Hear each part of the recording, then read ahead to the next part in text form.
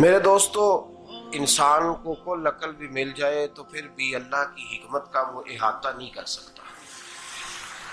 رب کریم کو زیادہ پتہ ہے کہ ہمارے لیے کون سی چیز بہتر ہے اور کون سی چیز ہمارے لیے نقصان کا باعث ہے۔ اللہ تبارک و تعالی کی حکمت یہ چاہتی ہے کہ میرے بندے پریشان نہ ہوں۔ رب یہ چاہتا ہے کہ میرے بندے کسی جگہ پہ بھی دقت اور پریشانی کا شکار نہ ہو۔ تو اللہ تبارک و تعالی نے راہ اعتدال اختیار کرنے کا حکم ارشاد فرمایا کہ تم اعتدال کے رستوں پہ چلو، معتدل زندگی گزارو، افراط و تفریط سے بچو۔ آج جس معاشرے میں ہم وقت گزار رہے ہیں، اس معاشرے میں ہم اس بات کو سمجھنے سے قاصر ہیں کہ اصل ہمارا مسئلہ کیا ہے۔ ہمارا اصل جو مسئلہ ہے اس کی شناخت ہمیں کیسے ہوگی اور ہم پھر اس تک رسائی کس انداز میں حاصل کر پائیں۔ ہم ہمیشہ اپنی آمدن بڑھانے کے چکر میں رہتے ہیں، ایک کام اور شروع کر لیں، پارٹ ٹائم جاب شروع کر لیں، کوئی سائیڈ بزنس اس کا آغاز کر لیں۔ ہماری جو دوڑ لگی ہوئی ہے وہ لگی ہے کام بڑھانے میں، آمدن بڑھانے میں، حالانکہ اسلام ہمیں یہ کہتا ہے کہ تو آمدن بڑھانے کے چکر میں نہ پڑ، اصل بات یہ ہے کہ تو اپنے خرچے کنٹرول کر۔ تنگ انسان وہ نہیں ہوتا جس کی آمدن تھوڑی ہوتی ہے۔ یہ توجہ کیجیے گا میری بات، یہ قیمتی بات ہے اور گفتگو ساری کا لب لباب ہے۔ تنگ بندہ وہ نہیں ہوتا جس کی آمدن تھوڑی ہوتی ہے، اصل پریشان وہ ہوتا ہے جس کے خرچے زیادہ ہوتے ہیں۔ اور ہمارا جو روزمرہ کا نقصان ہو رہا ہے نا، وہ آمدن کے معاملات میں نہیں ہو رہا۔ بنیادی نقص جو واقعہ ہو رہا ہے وہ یہ ہے کہ ہمارے اخراجات زیادہ ہیں اور وہ اخراجات کسی اور نے نہیں بڑھائے، وہ خرچے ہم نے خود بڑھا لیے ہیں اور اب ہمیں اس کا نقصان بھگتنا پڑ رہا ہے۔ اور اگر آپ صحیح معنوں میں ٹٹولیں تو جو بہت امیر لوگ ہیں وہ تو ان خرچوں سے بچ گئے۔ میں نے بہت سارے ایسے ختمات میں شرکت کی ہے، میں بہت ساری ایسی جگہوں پہ گیا ہوں کہ جہاں لوگوں نے بڑا مختصر سا ختم دلایا ہے تو ہو گیا ہے ختم۔ ختم کے معاملے میں کب کسی نے پابندی لگائی ہے کہ اس میں 200 آدمی شریک ہوگا تو تب یہ سال ثواب صحیح ہو سکے گا؟ کون کہتا ہے؟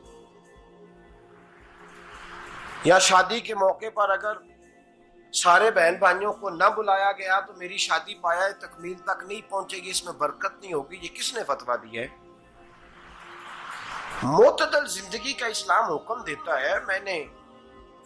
میں پڑھ رہا تھا کہ ایک بہت بڑا صدر ہے، غالباً سوڈان کے صدر کی بات ہو رہی تھی، تو اپنے بیٹے کی بارات لے کے گیا تو 4 لوگ گئے ہیں بارات اور 15 لوگوں کا اس نے اہتمام کیا اپنے گھر میں کھانا کھانے کا۔ تو کیا شادی ہو گئی کہ رک گئی؟ تو بھئی راگ الاپنا اس بات کا کہ بڑی پریشانی ہے، کوئی سائیڈ بزنس شروع کیا جائے فلان جگہ فلان جگہ فلان جگہ، تو اصل معاملہ یہ ہے کہ پہلے ایک بندہ کماتا ہے تو پھر بھی گھر ہی چلتا ہے، پھر بڑا بیٹا ساتھ شامل ہوتا ہے تو پھر بھی گھر ہی چلتا ہے، پھر منجلا بیٹا شامل ہوتا ہے تو پھر بھی گھر ہی چلتا ہے۔ جو رونا دادا جی رویا کرتے تھے کہ بڑی مصیبت ہے، بڑی مشکل ہے، گاؤں میں رہ اکیلے ہوتے تھے اور وہ 5 بچوں کو اور 4 بچیوں کو وہ پالتے تھے، تو جو وہاں پریشانی تھی وہی آج پریشانی شہر میں آ کر پڑھ لکھ کر موٹی تنخواہ لے کر وہی پریشانی ہمیں ہے۔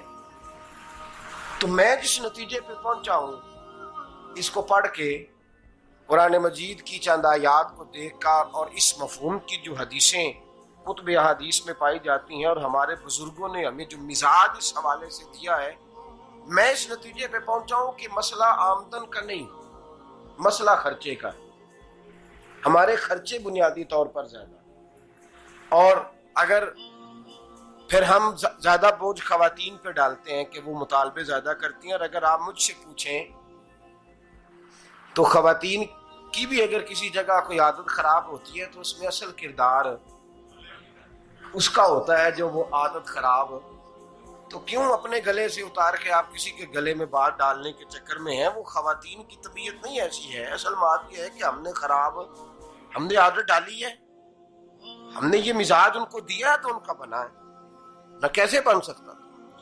تو اعتدال جب تک زندگی میں نہیں ہوتا، پانی پیاس بجھاتا ہے لیکن ایک گلاس ہی ہو تو پیاس بجھاتا ہے، بالٹی کو منہ کو لگائے گا تو کپڑے بھگو دے گا اس کے.